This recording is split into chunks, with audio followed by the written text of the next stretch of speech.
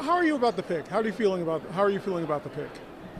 Well, I've talked to a lot of delegates, and they really don't know him as well as they know, like Marco Rubio, because he obviously had run for president before.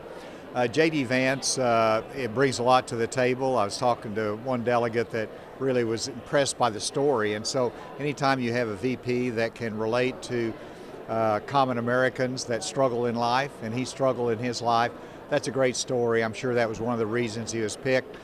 From my standpoint, that's why you win the presidency or become the nominee. You get to pick who you want. So you got to respect that, give the president latitude to pick somebody he trusts. Did you have a favorite of your own who you might have?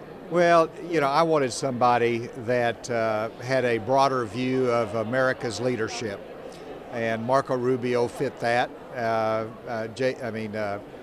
Doug Burgum, I was with him as a governor, and he understands our economic security, our importance of our allies. So, I had my own favorites, but like I said, Donald Trump won. Now, you actually ran for the office yourself, and as someone who's run and then seen someone else go on who wasn't yourself, what is that?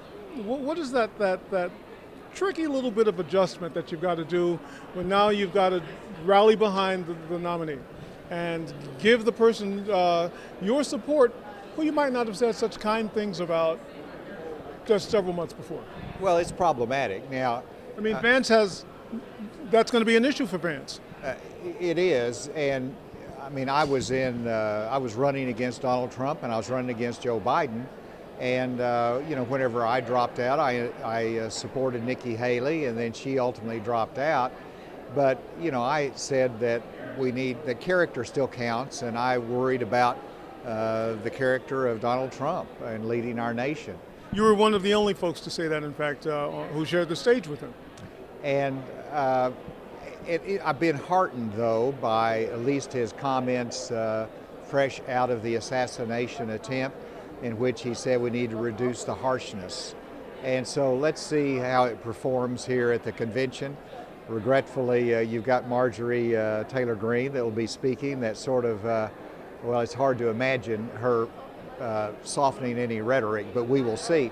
And so let's keep our options open in the fall. I'm a Republican. I want to vote for a Republican, but I've indicated that I don't want to support somebody who's been a convicted felon.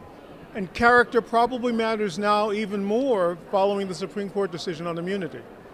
It does, and that's really a worrisome point that, of course, I lived during the time of Nixon's prosecutions. I was a young teenager at the time, and we wouldn't have had Leon Jaworski if we didn't have a special counsel opportunity.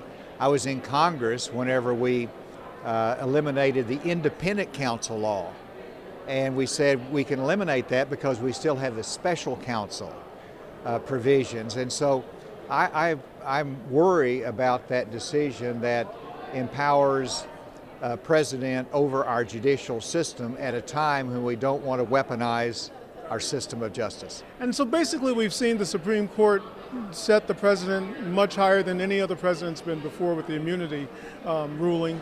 And now the ruling in Florida, which some might say Clarence Thomas sort of tipped his hand about, hey, send that on up here. We've got a time where you really do have to be able to trust that what the president says and what the president's going to do. That the president is a person of character, to use your word, and is someone who we can trust. And I sort of feel still some reticence, a little bit of hesitation on your part to say, I'm pretty confident that that guy is Donald Trump right now, even here at the convention, the Republican convention. Well, I'm not there yet. I want to wait and see how this plays out over the fall. This has been a very changing political environment. It's going to change some more. And so I want to wait and see. I'm going to vote for a Republican in the fall. We'll just wait and see who it is.